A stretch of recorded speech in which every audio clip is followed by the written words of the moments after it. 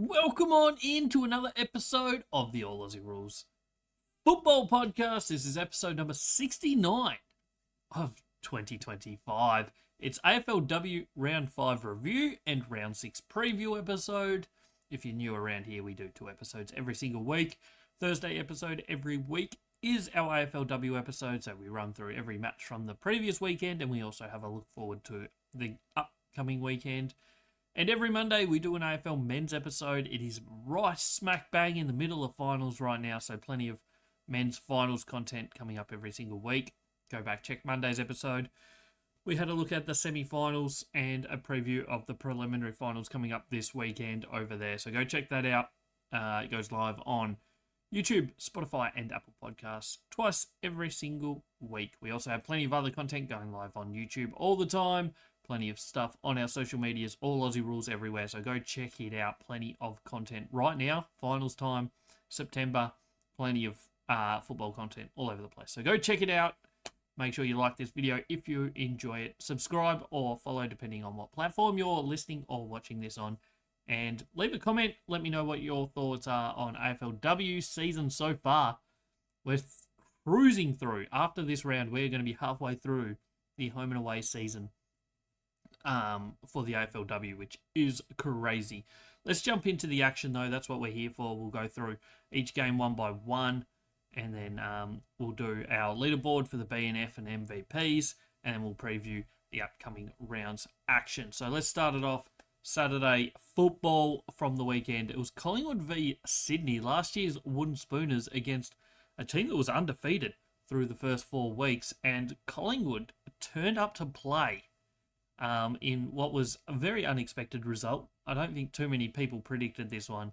It was an absolute boil over, and Collingwood just played out of their skin. They came to play, they had a game plan, and the game plan just absolutely worked. They kicked the only goals up until three-quarter time. It was 5-0 at three-quarter time. And in all honesty, they looked the much better team all the way through that point. There was a little period there midway through the final quarter where the commentators at least were trying to make us believe that Sydney might come back. They kicked a couple in a row, but they just needed way too much with way too little time. They end up losing it by 26 points. Did the Swans. It's not the end of the world for them. They're still 4-1. They're still in a very healthy spot, but just a little reality check that maybe they're not quite as far up as they thought. Unbelievable performance from Collingwood, though. Just to show that maybe they aren't that far off some of these other teams.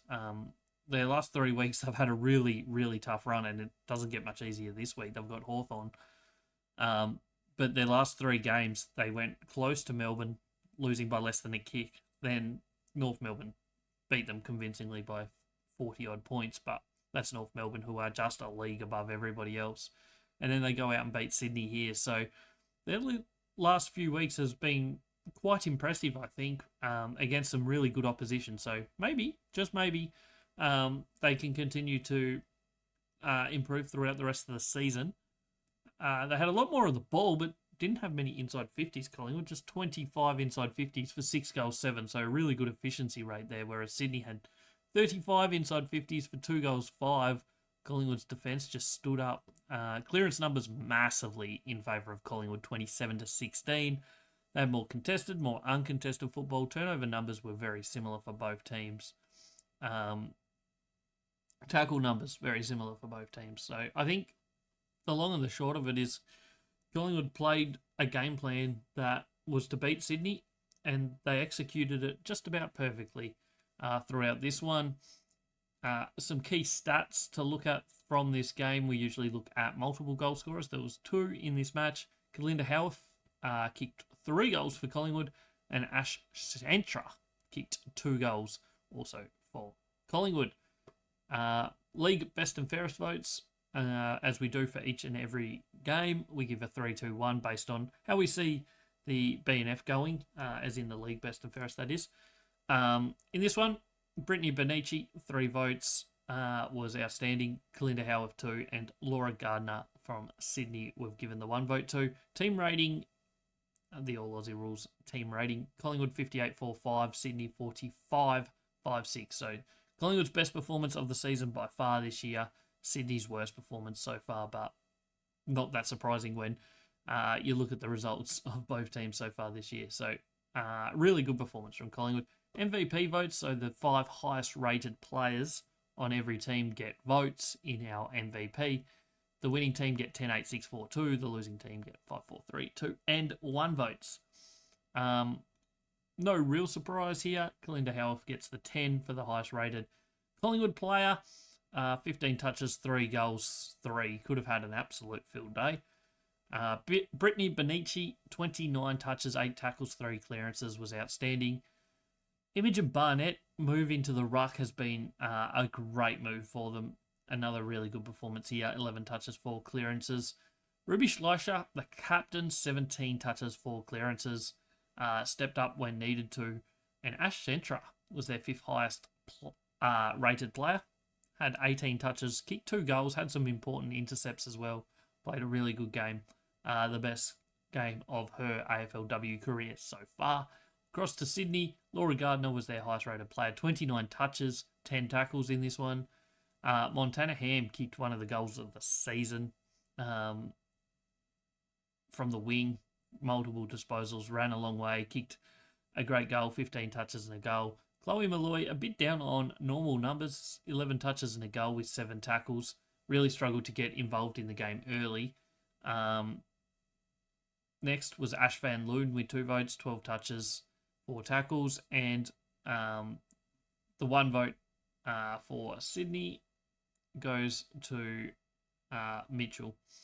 Alice Mitchell, that is 9 touches. High disposal efficiency rate, but not much of the ball, but they just were outclassed in the end from start to finish, really.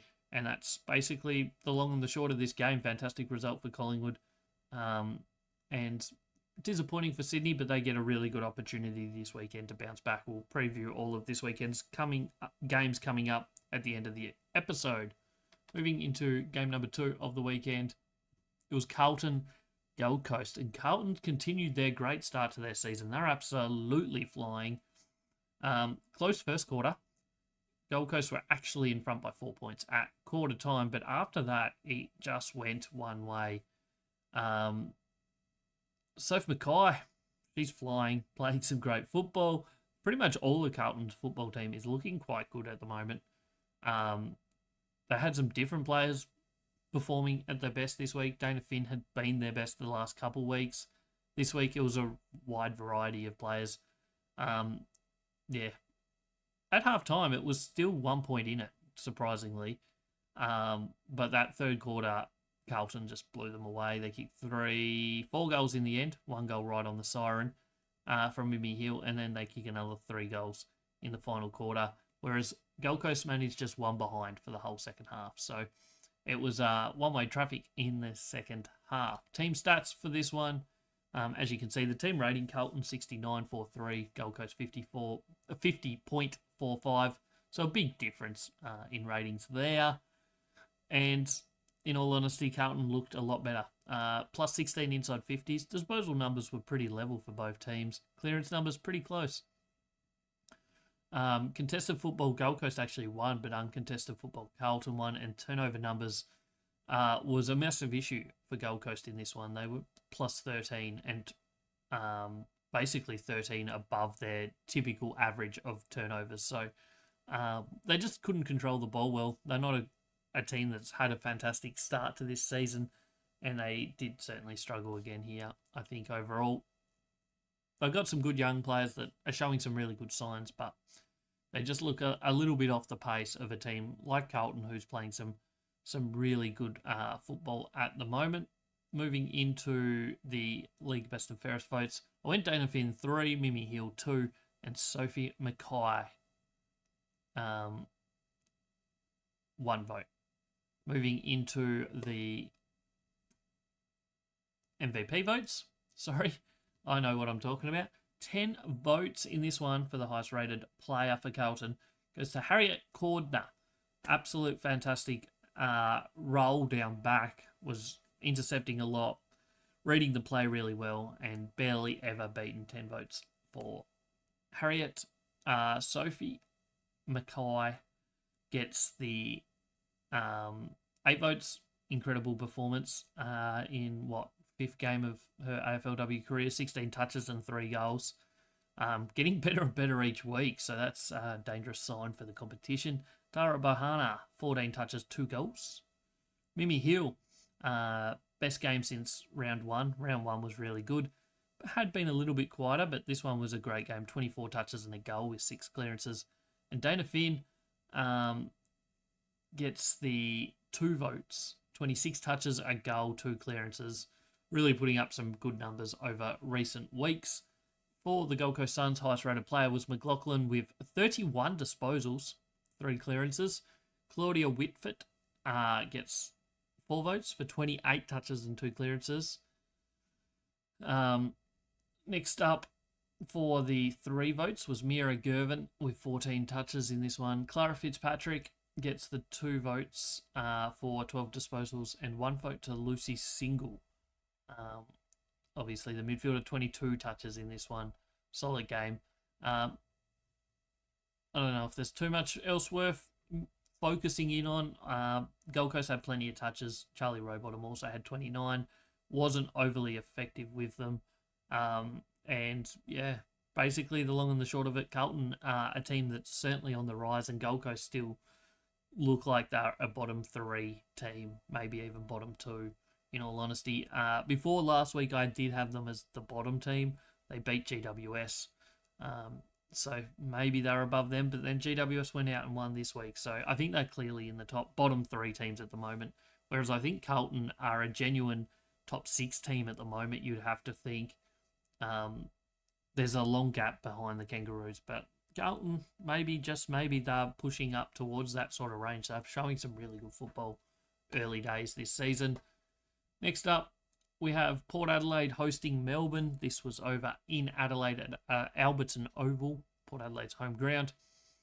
A weird sort of result. You look at the team rating there, and it was Melbourne plus 9 points, 61 to 52. Poor accuracy in front of goal certainly hurt Melbourne. 5 goals, 11, whereas Port Adelaide 6-7. 6-7. Can't believe I did that. But Port Adelaide led the whole way through this game, controlled it in many ways. But Melbourne never went away. They had a really good last quarter. They were 17 points down at 3/4 time, but they just kept coming late and nearly got it. They had a shot at goal late to try and win it, missed it. In the end, Melbourne very disappointed with this result. I reckon their first loss of the year. Port Adelaide, massive win for their season because they were really struggling to keep in touch with the teams above them, but this certainly does help them. Some key stats in this one: Melbourne had a lot of the football, plus 14 inside 50s, plus 73 disposals, so they had a lot of the football. Port Adelaide did well in the clearance game, but contested football, uncontested football, turnovers, all won by Melbourne. Port Adelaide, one of, if not the highest turnover team in the competition, weren't even above their average, which is crazy. They averaged 74, whereas most teams are in the 60s. And Port Adelaide had 81 turnovers in this game. Melbourne just 71. When you look at a lot of the stats, it's wild to think that Melbourne didn't win this game. They certainly, I think, looked a lot better in many ways, other than ability to put scores on the board, really.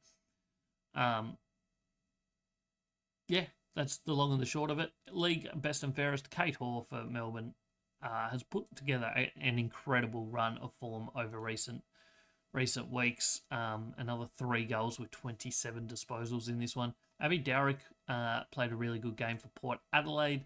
Probably Abby's best game of the season so far. Getting back towards the numbers of last year. And Indy Tahu is putting together a good couple of weeks as well. Kicked 3 goals, 11 touches, and is starting to be an important factor for this Port Adelaide forward line. MVP votes, as I said, Abby Dowrick, their highest rated player, 19 touches, 13 tackles, 5 clearances. Shania Goody, 14 touches and 5 clearances, was 8 votes. Indy Tahu for the 3 goals gets the 6. Tegan Germack gets 4 votes in this one. And the final 2 votes goes to Amelie Borg. Only 6 touches, somehow rated really high. Sometimes I wonder how the ratings work, but that's where it is. I could tell you exactly what she did to earn those votes, but we won't bother. More over to the other team, best on ground, Kate Hoare, 27 touches, 3 goals, 10 tackles, 7 clearances, 618 metres gained. Incredible season, incredible 4-week period from Kate Hoare. We'll get to like the leaderboards of the BNF and the MVP shortly, but spoiler alert, she's very high in both.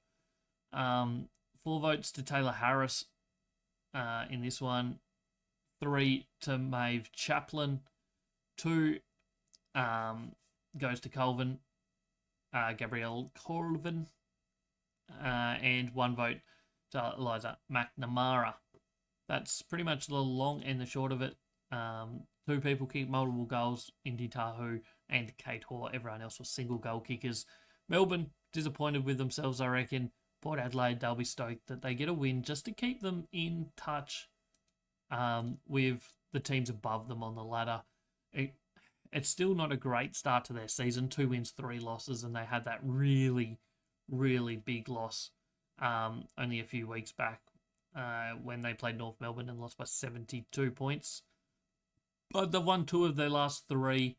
Maybe, just maybe, they can start to build on this. At the end of the day, that's the same amount of wins as Geelong and Brisbane, who are both teams that are pretty competitive so far. So maybe they can find some form over the next few weeks and start to win some more games. They're in an okay spot. Same can be said for Melbourne. Their percentage is absolutely flying still. So they're comfortably second on the ladder with just that 1 loss at the moment.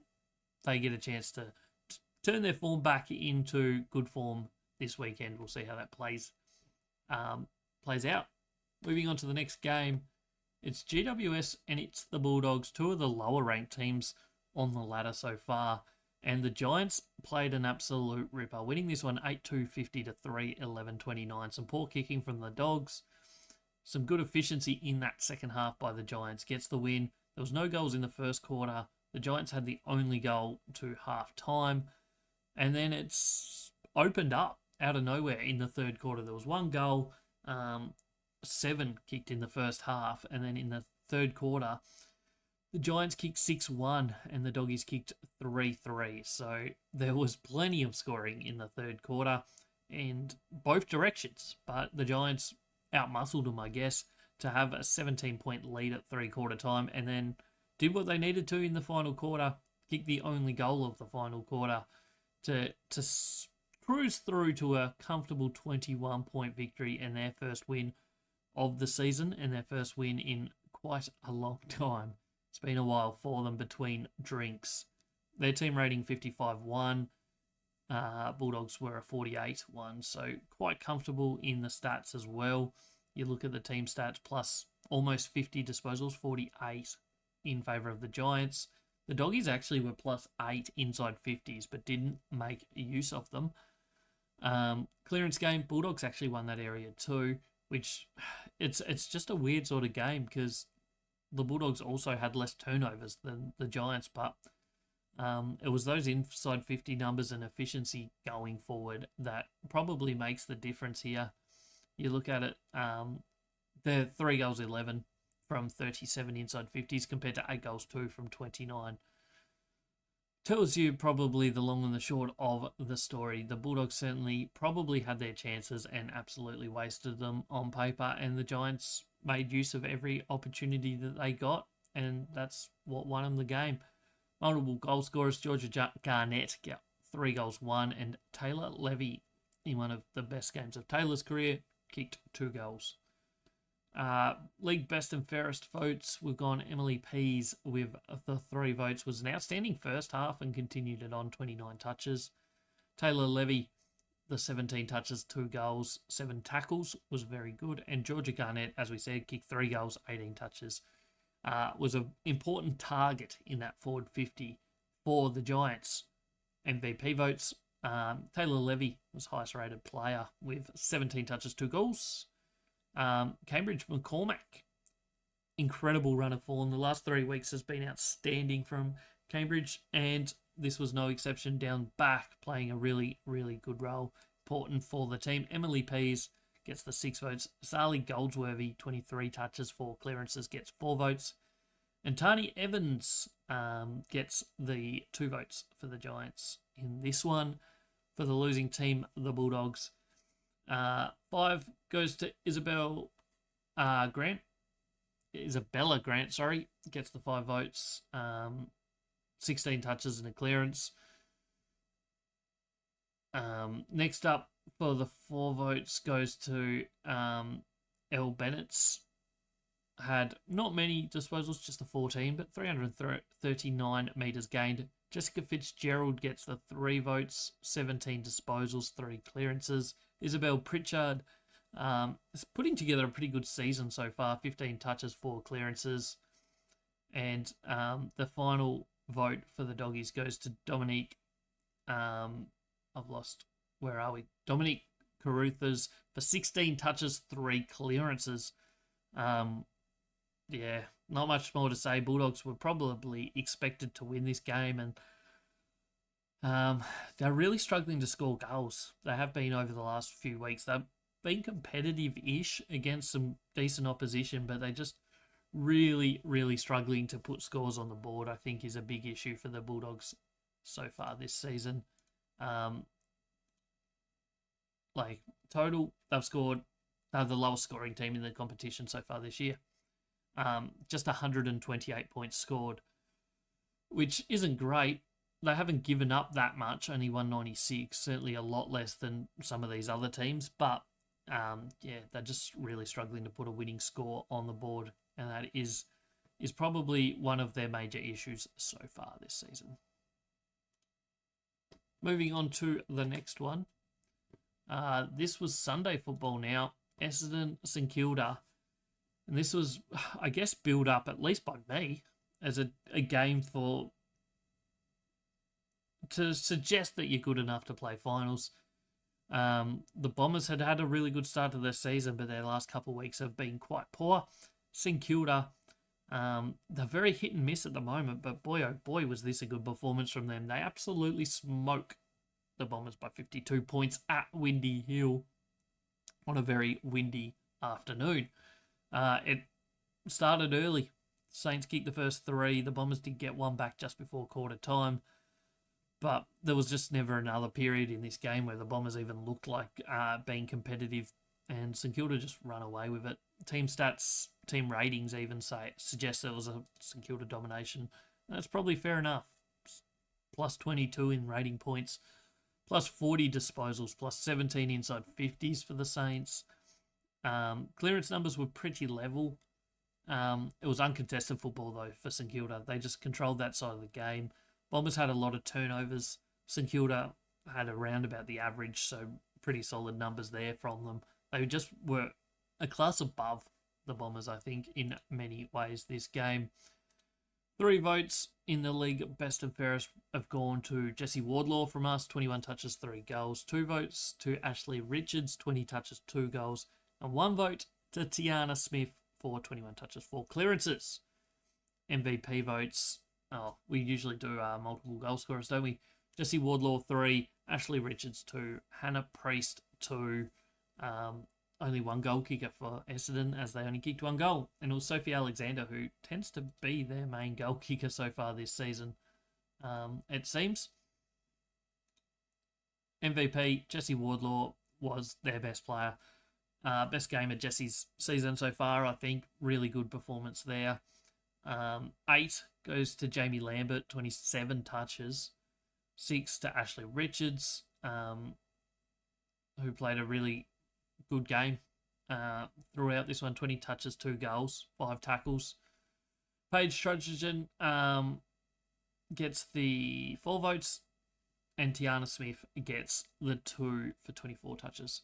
On the other side of the fence, Essendon Bombers' highest rated player was Stephanie Wales. No real surprise there.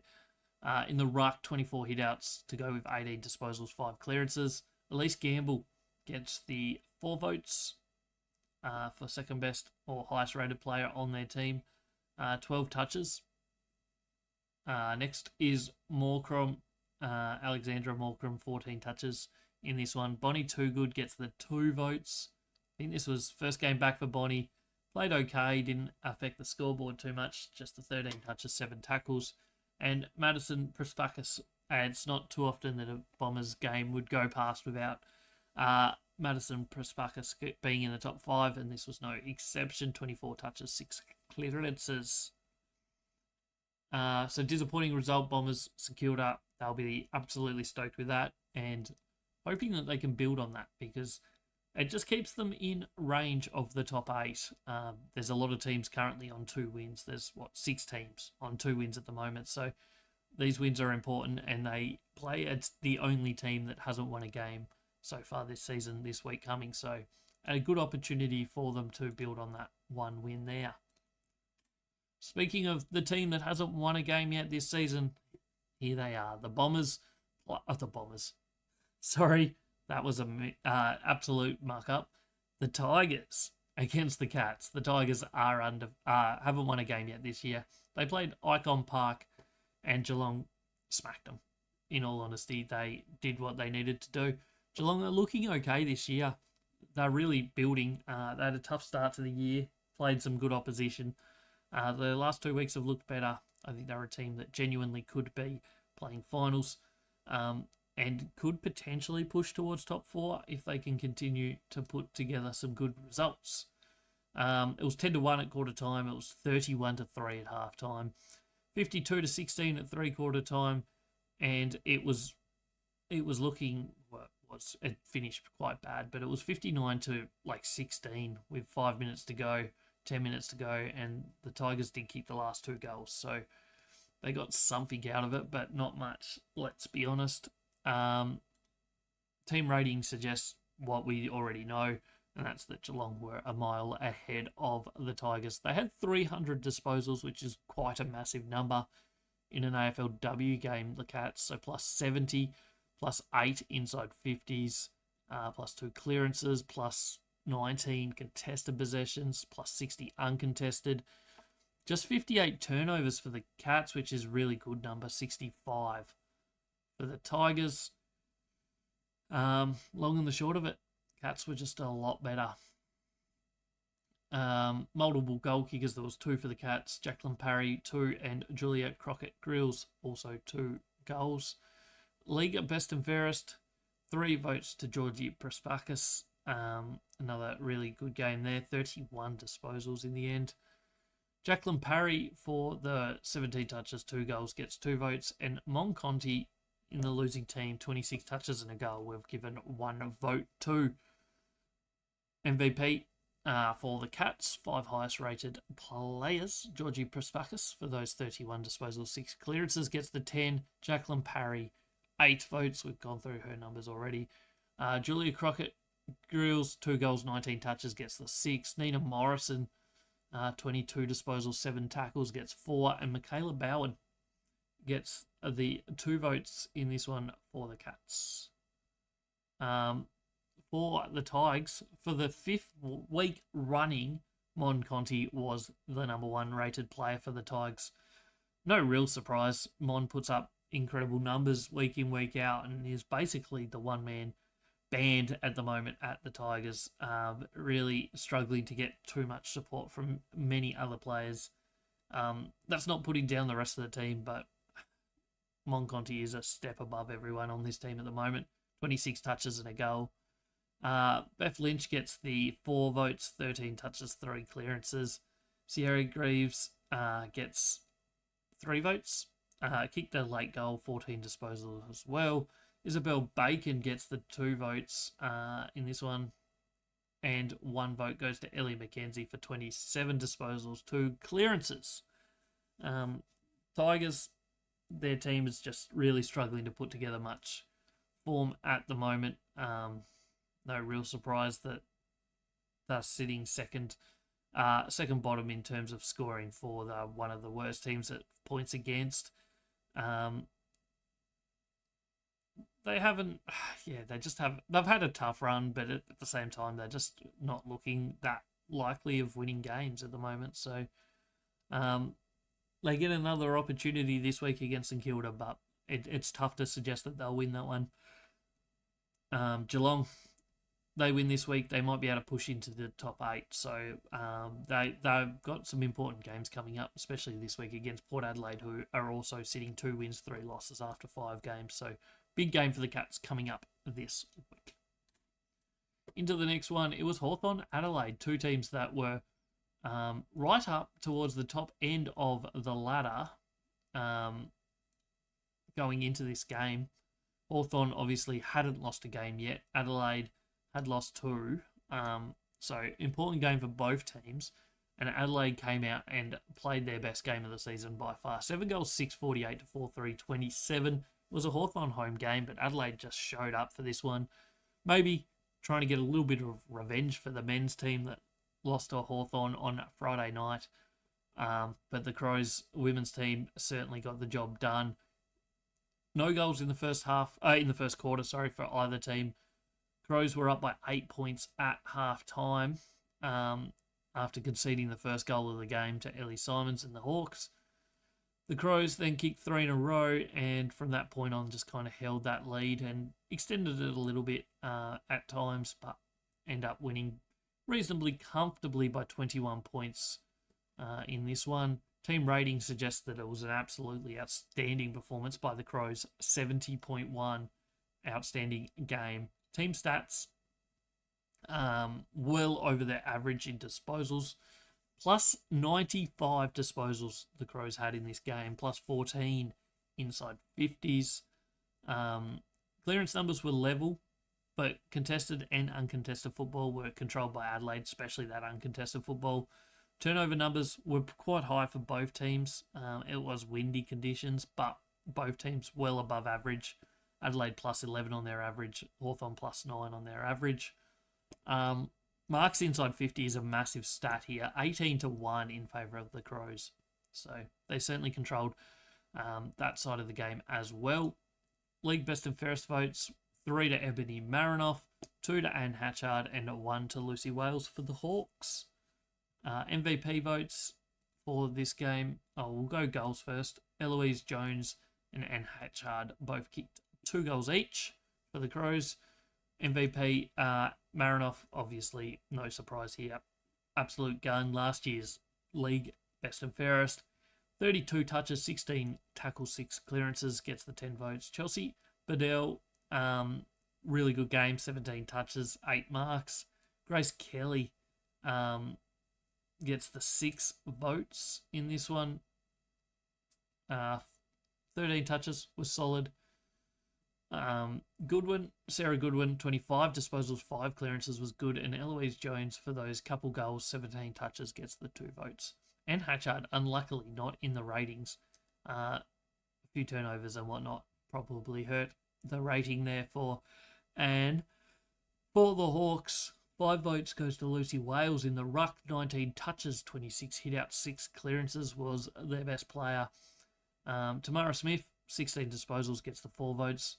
Tilly Lucas-Rod, I think, all 5 games may be in their best 5 so far this year, having a really good game off half-back, 24 touches, 3 clearances.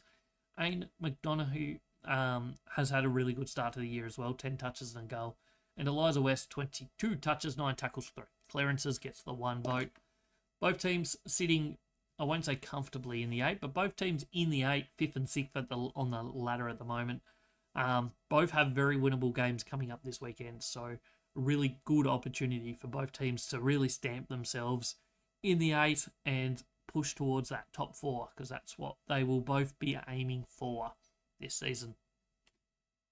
Next up, it was the grand final rematch from last season. It was the Brisbane Lions hosting the reigning premiers, the North Melbourne Kangaroos. And as the Kangaroos have done to everybody else this year, they flicked them away easily. Okay, this was a little bit closer than most of their games, but really, they never looked like losing this, let's be completely honest. The first quarter, Brisbane did kick a couple goals and did lead twice in that quarter, but Brisbane managed a late goal in the first quarter, right on the siren, to give them that lead of 7 points at quarter time.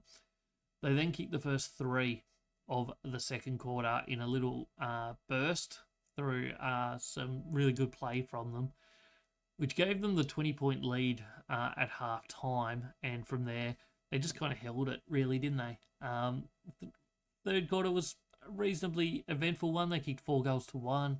And then the final quarter, they didn't manage a goal. Brisbane kicked the only one, but it was much too little, too late, as the Kangaroos walk away 29-point winners. Team ratings suggest that they were solidly the better team in this one, and I don't think too many people would have an argument. 293 disposals to 225, so basically plus 70 disposals for the Kangaroos, plus 19 inside 50s. So the forward efficiency from the Lions was really good here. 25 inside 50s for 5 goals, 6. But they just were giving up too many inside 50s. 44 in the match is, you're going to struggle to keep the opposition to a manageable target if you're conceding 44 inside 50s. Clearances plus 3 Kangaroos. It was all uncontested football. That was the difference here for the Kangaroos. They controlled the football.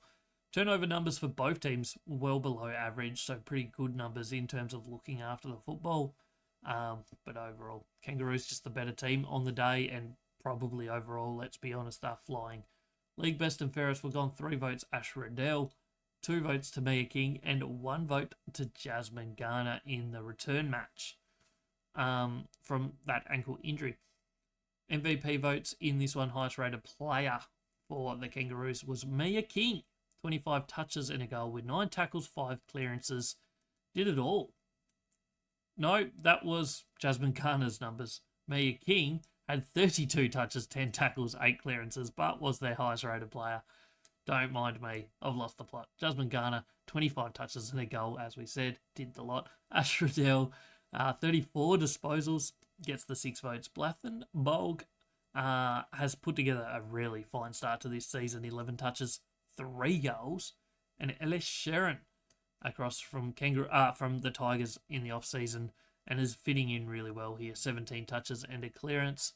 On the other side of the fence, 5 votes to Orla O'Dwyer, 24 touches in this one.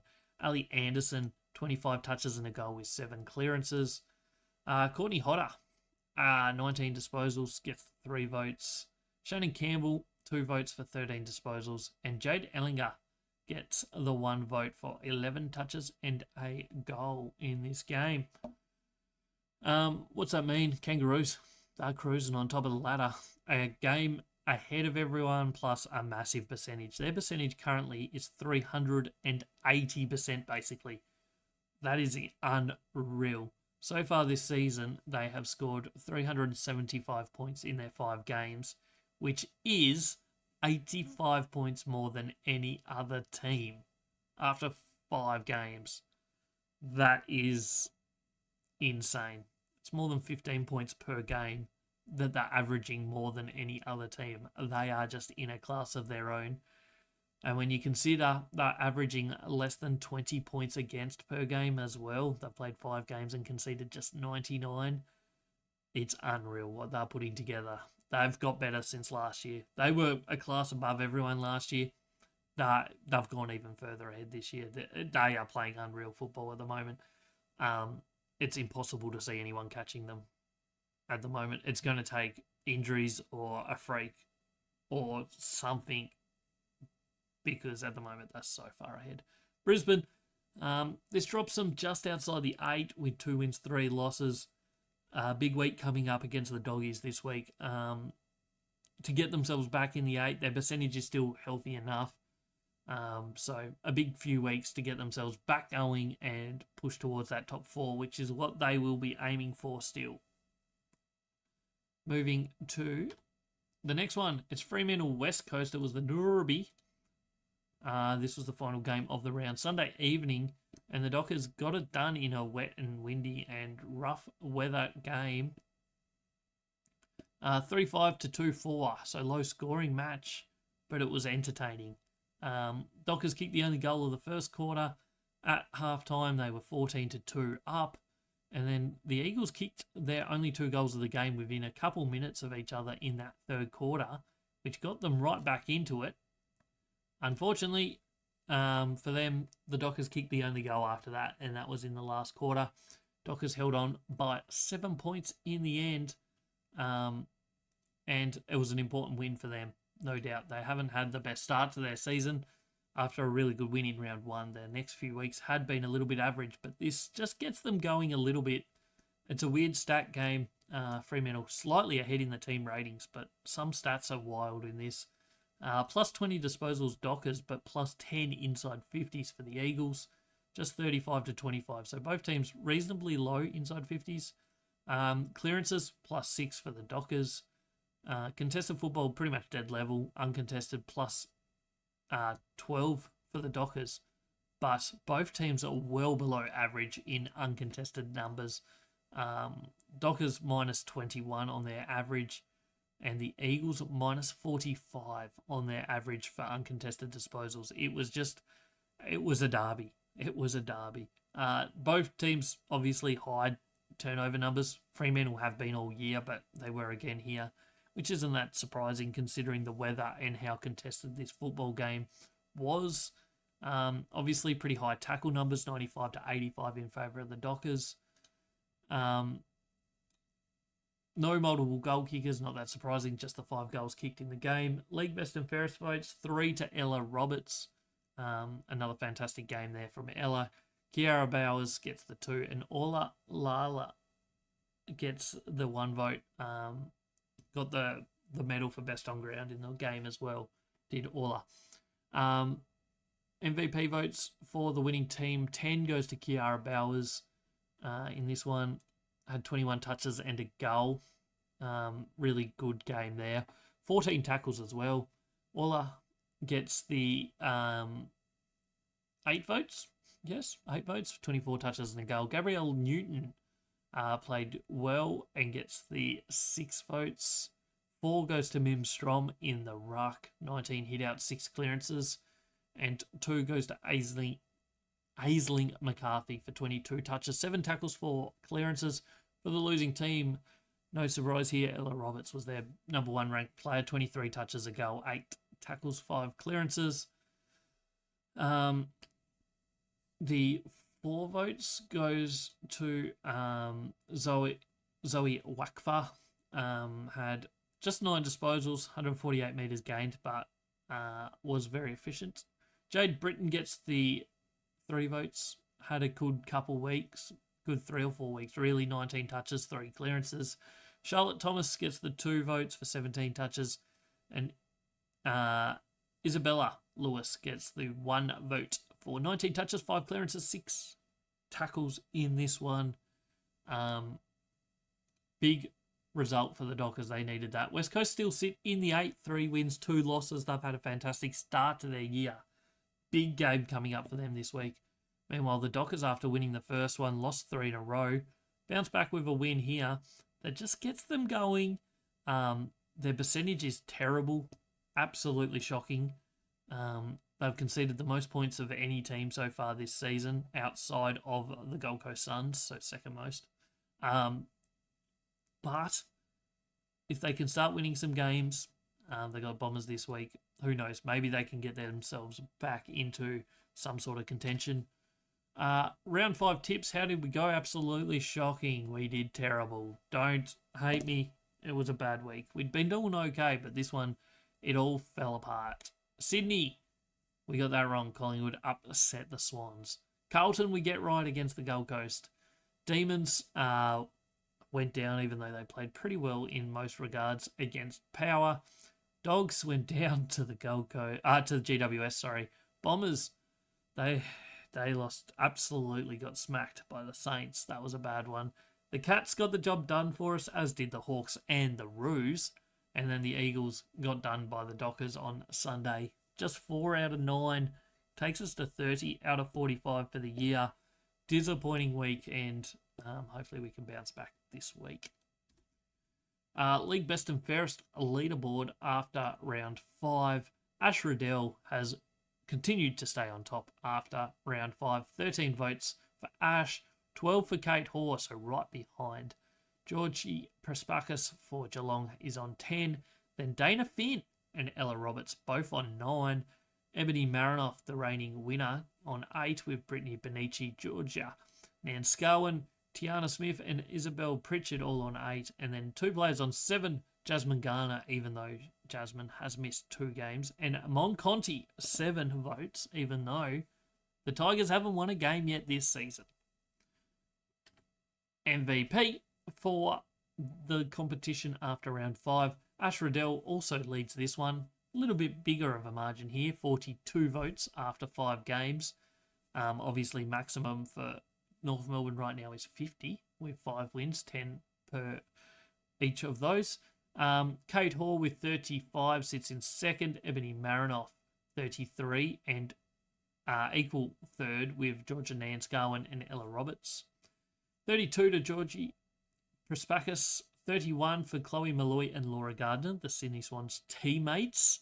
29 for Eliza West, 28 for Jasmine Garner, 27 for Kiara Bowers, 27 for Lucy Wales, and 25 goes to Monique Conti, who, if you work it out, is on a perfect score. 5 losses, maximum votes per game is 5. So maximum votes so far for this season for Mon Conti. Having an outstanding season, just lacking support. We'll jump into previews for this round coming up, round 6. Won't be too much longer of an episode, probably 15 minutes at most to go through round 6 games. So Saturday football kicks us off on round 6 football. It's Collingwood Hawthorn. It will be at Victoria Park, the traditional home of Collingwood. 13th on the ladder, the 5th on the ladder, the Pies. Probably you wouldn't expect them to knock off 2 top-rated teams in back-to-back weeks, surely, but you can't completely write them off. I don't know what to say about this game too much other than surely Hawthorn are too good. They met once last year and Hawthorn absolutely smoked them by 47 points. Obviously, Collingwood have put together some reasonable form against some really good opposition over the last few weeks. But you'd have to think this will be a stretch too far. Hawthorn coming off their loss to Adelaide last week. But other than that, they'd been pretty faultless. Even though they'd been low scoring, they were getting the job done week in, week out. So on paper, you'd have to say Hawthorn are going to be too good for this. But at the same time, I personally feel like Collingwood are planning for their matches really well, going in with good game plans for their opposition. And that's what's probably been the key to their better season so far, is that preparedness and the willingness to contest every play. Their backline's standing up, their midfield's giving it their all, and they're playing a lot better football. So we'll see how they go here, but you'd have to think Hawthorn will be too strong. The next game is, I think it's at the same time, to be perfectly honest, half an hour later it starts. Port Adelaide Geelong, this will be at Alberton Oval. Big week again, second week in a row for Port Adelaide. After beating Melbourne last week in a nail-biter at Alberton Oval, they now have Geelong, who are a similarly ranked team at the moment on the ladder. This is 11 v 10th on the ladder. And both teams 2 and 3. Winner sets themselves up for a really good run at the top 8, whereas the loser will have a bit of work to do, sitting at 2 and 4 at the halfway mark. They'll really need to dig deep to win probably 5 of their last 6, just about to play finals almost, potentially. So it's going to be an important game for both teams. I think Geelong are so far been the better team if you're just looking at game by game. Their 3 losses were Kangaroos, Adelaide, Sydney. So all 3 of those are genuinely top 4 or 5 teams potentially this season. Their wins only Essendon and Richmond, so nothing to write home about yet. Whereas on the other side of the fence, Port Adelaide's losses, yeah, they did lose to Kangaroos, but they also lost to Fremantle and West Coast, who I don't think will be top 4 teams, maybe top 8 at best. And their wins against Melbourne was good, and they smacked Gold Coast. So It's an interesting one, this one. They met once 2 years ago. It was the only time these two teams met. And the Cats won it by 28 points. So pretty comfortable. I'm leaning that way again here, I think. Next up, we have the top of the ladder Kangaroos versus third on the ladder Carlton, and nobody is giving the Blues much hope. I genuinely think the Blues will probably go as close as anybody has to beating the Kangaroos so far this season, but I don't think they will actually genuinely give them much of a fright. They met once last year, and the Kangaroos won it by 69 points. They met once the year before, and the Kangaroos won it by 60 points. So historically speaking, the Kangaroos should be too strong here. Saturday afternoon football. They're 5-0. They haven't put a foot wrong. Carlton are playing some really good football. They're probably the biggest improvers in the whole competition so far this season. But it's a big stretch, I think, to genuinely think that they can win this game, because North Melbourne is just playing such good football. Next one is the Saturday afternoon game. This is Fremantle and the Bombers. It'll kick off 3:05 Australian Eastern Time, so 1:05 Western Time. It's going to be done just before the prelim final on Saturday night. Dockers 14th on the ladder, Essendon 8th on the ladder. You have to say Fremantle will probably win this based on recent form, because the Bombers are really struggling to put any good results on the board at the moment. The last few weeks have been quite average. These two teams met in a final last year, which was over in the West. Same ground as this one, and the Dockers won it by 10 points in a pretty competitive game, so Bombers weren't blown away. They also met earlier in the year, and the Dockers won that one by 43 points in Melbourne. And you got to go back to 2023 for the Bombers to beat the Dockers by 20 points. 2 weeks ago, you would have said the Bombers probably are looking better than Fremantle. But taking into consideration the last 2 weeks, especially last weekend for the Bombers, I'm now beginning to think that they might struggle to play finals. I was convinced they would be a finals team this year, but I thought the same for Fremantle early season. So we'll see what happens this week, but I think Fremantle should be too strong based on what we saw last week for the Bombers. That's the final Saturday game, because obviously prelim finals kicks off at 5 for the men's competition. So we jump into Sunday, and we got the Sydney Derby, the battle for the bridge. So the Swans 4th on the ladder v the Giants 16th on the ladder, and the Swans will be massive favourites to bounce back after their loss last week. Obviously, they had been flying until that point, whereas the Giants are pretty much the exact opposite, losing their first 4 before winning last weekend. They met once last year. Very different Sydney team with no injuries this year, or not as many injuries as last year at least. Swans just snuck over the line by 3 points last year. The year before, the Swans won it by 5 points, and then 2022, the Giants got up by a healthy 47 points. But overall, I think you have to tip Sydney in this. There's no way, genuinely, you could believe that the Giants are going to beat Sydney. But strange things happen sometimes in football, so who knows. Next up is Melbourne West Coast. This will be at Casey Fields on Sunday afternoon. Melbourne, pretty strong favourites, no real surprise, other than their little slip-up last week against Port Adelaide by a couple points. They've been really good this season. Granted, they've probably played some low-ranked teams in Bulldogs, St Kilda, Collingwood and Richmond. But you'd still think probably too good for West Coast in Melbourne. West Coast season's been really good, there's no doubt about it. They'll be disappointed with last week losing to the Dockers, but they beat Port already, who Melbourne lost to last week. They've beat St Kilda, who Melbourne also beat. They lost to the Bombers, which was the disappointing one, but they also beat Gold Coast. So both teams sitting not comfortably, but in the 8 at the moment, and this is a really big opportunity for both teams to really cement themselves in that race for the top 8. If Melbourne win this, really pushes them towards that top 4 hunt.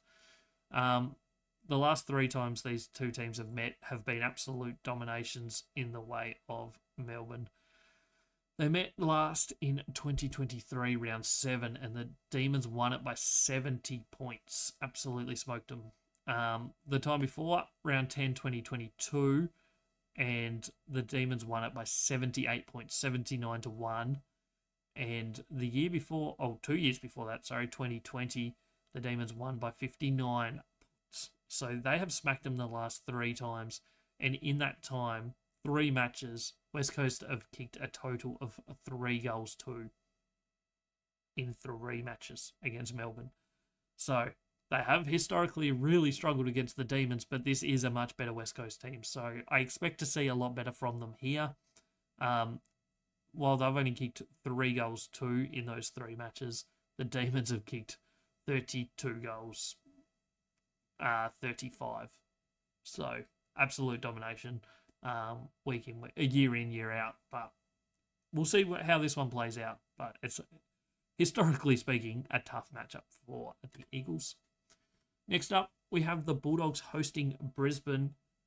Brisbane looking to bounce back after a loss last week to the top of the ladder Kangaroos. The Bulldogs really struggling to get much score on the board, as we discussed earlier. Tough one for them here, I think. They've lost 3 in a row, their only win coming against the winless Richmond Tigers. Meanwhile, Brisbane have gone loss, win, loss, win, loss. So going by that, you'd expect this to be a win. They met once last year. Lions won it by 47 points. They met once in 2022. Lions won that one by 32 points. And they met once in 2019, so that's a long time ago. The Lions won that one by 32 points as well. So historically speaking, again, the Lions looked too strong in this one. The way they played this year, you'd also expect the Lions to be too strong in this one. Next up, St Kilda, Richmond. Richmond haven't won a game. They sit bottom of the ladder. St Kilda coming off a really good win last week against the Bombers. And they had a really good win in week 1 against Adelaide. So they've had 2 good wins now to go with their 3 losses, which didn't look great. But at the same time, Melbourne, Hawthorn are both genuinely top 4-ish teams, whereas their other loss was West Coast, who may be a top 8 team. So maybe they are a team that's just in that maybe 8 to 12 range on the ladder, and that's where they're going to be, potentially. But they should certainly win this one. The 2 teams have met twice. 2022, they met in round 1, and the Tigers won that one by 38 points. And they met in 2020, and the Saints won that one by 39 points. You'd have to think that the Saints will be too strong. Eventually, Richmond might be able to turn it around, but they're just too far back at the moment. They're not putting up too much of a fight week in, week out. They're trying. That's not what I mean, but just like their ability to actually compete is just a bit off at the moment. So they're really, really struggling. Next up, it's the final game of the round. It's Sunday evening. It's Gold Coast hosting Adelaide. 17th on the ladder v 6th. This is a really, really big opportunity for the Crows to really get their season going. They've dropped 2 games, obviously round 1 against St Kilda and then 2 weeks ago against Brisbane. But they've also beat Geelong and Hawthorn, so 2 top 8 competing teams, you'd have to think. So their season's going okay, and they go up to Gold Coast here and win this one. They're sitting 4-2, and their season's well and truly back on track. So hasn't been the most amazing start to a season for the Crows, but they can really build here. They do have a tough schedule throughout, so they do definitely need to win these sort of games. Gold Coast, it's hard to see them winning. Outside of their win against GWS, they haven't really been that competitive. They were okay week 1 against West Coast, but 80 points to Sydney, they lost by 60 points. They lost to Port Adelaide, and then last week they lost by almost 50 to Carlton. So you'd have to think, just based on everything we know about both of these teams, Adelaide should be too strong for the Suns. They've met twice in their history. 2023, so 2 years ago, the Crows won it by 32 points, and then back in 2021, the Crows won by 70. I would expect them to be winning this one, and reasonably comfortably, if I'm being completely honest. Tips for this week, hopefully we can do a lot better than last week, but we kick off with Collingwood Hawthorn. We're going Hawthorn by 9 points. The way Collingwood are playing, I think they might be competitive in this, but I don't see a genuine world where they can beat Hawthorn. Geelong should be too strong for Port Adelaide, but you never know. Port Adelaide at home. Maybe they've got themselves back into some confidence with their win last week. North Melbourne should be too strong for Carlton, but I think Carlton are genuinely a team that are playing some very good football, so I wouldn't completely write them off, but Kangaroos just feel way too far ahead of everyone. Dockers to win by 17 over the Bombers, just based on what we saw last week, plus the fact it's in Perth, I'm going with the Dockers.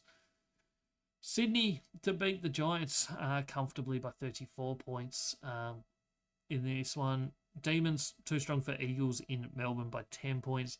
Lions should be way too strong, I think, for the Bulldogs based on what we've seen, 40 points. Saints to beat the Tigers by 12 points. Based on last week, you'd have to think Saints are too good. And Crows by 28 points to round out the round against the Gold Coast Suns. That means we've tipped all 9 favourites, but I genuinely just don't see any of the favourites losing this weekend. If I was to pick the most likely to be an upset, the obvious one is probably Port Adelaide, although I still am pretty big on the Cats this season. Outside of that one, I don't know who else could upset. Maybe West Coast could surprise the Demons. I don't think so, but maybe. And yeah, outside of that, I think it's a pretty simple week. Doesn't mean it will be, but on paper it certainly looks that way. So that's how we see it. This is another episode of the All Aussie Rules Football Podcast wrapped up, episode 69. It was a big one. I feel like I've talked a bloody lot, so I hope I haven't bored you to tears.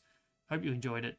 Don't forget 2 episodes every single week on the YouTube, Spotify, and Apple Podcasts.